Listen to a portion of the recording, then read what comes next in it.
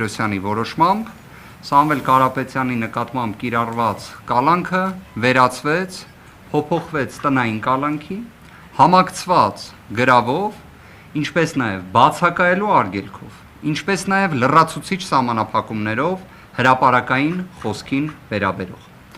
Իհարկե այս ամենը էական սահմանափակումներ են,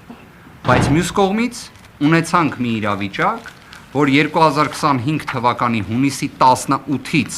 մինչ օրս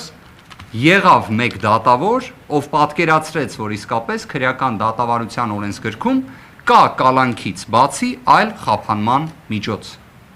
Քանի որ մինչ այդ պահը նշվածը որևէ ձևով չէր արձանագրվում։ Արդյոք նշվածը մի մեծ հաջողություն էր, բնականաբար ոչ։ Սամվել Կարապետյանի գործով ըստ էության հաջողություն արձանագրելու հանգամանք չունենք էլ, քանի որ այստեղ գործ չկա։ Այսինքն երբ գործ չկա, դրանում հաջողություն արձանագրելու երևույթն էլ կներեք, բայց անկեղծ չի հնչում։ Ինչ տեղի ունեցավ այդ ժամանակահատվածին անմիջապես հաջորդող տեսանկյունից։ 2026 թվական հունվարի 5 քննչականի եւ դատախազության կողմից կատարվեցին երկու իրենց ընկալմամբ հավանաբար չափազանց կարևոր գործողություններ։ Առաջինը արգելեցին, որ Սամվել Կարապետյանը իր հոր առաջին մեռելոցին մասնակցելու հնարավորություն ունենա։ Վստահ եմ շատ կարևոր որոշում էր երևի թե դա իրենց ընկալման մեջ։ Իդեպ հայ ազգում մեր հասարակության մեջ, մեր արժե համակարգի մեջ սա չլսված բան է։ Սա իսկապես ամոթ է։ Բոլոր իմաստներով սա խայտառակություն է։ Բայց այդ օրը դրանով չէին սահմանափակվել իրավապահ մեր գործընկերները։ Եվս մեկ շատ կարևոր գործողություն ունեին անելու,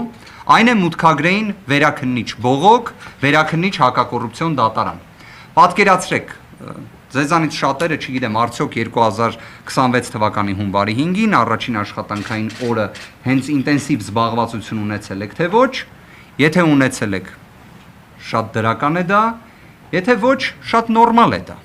Ինչի համար, որովհետև ի վերջո մենք բոլորս նաև ունենք սովորույթը, որ աշխատանքային օրերը փոքրինչ ուշ են սկսում, չէ, հունվար ամսին։ Բայց քննչականը եւ դատախազությունը պատկերացրեք ծանրաբեռնված մարմիններ գալիս են եւ հունվարի 5-ին ամենակարևոր գործը դա այն է, որ հանկարծ Սամվել Կարապետյանը ոնց լինի տնային կալանքի պայմաններում, համակցված գրավով, համակցված բացակայելու արգելքով, համակցված լրացուցիչ սահմանափակումներով։ Լավ հարց կառաջանա, չէ, իսկ ինչ պետք է գրած լինեն այդ բողոքում։ Բառացիորեն ասում եմ, իրավական հիմնավորվածության տեսանկյունից դա 0 է։ Ոչ թե գնահատողական դատողություն եմ անում։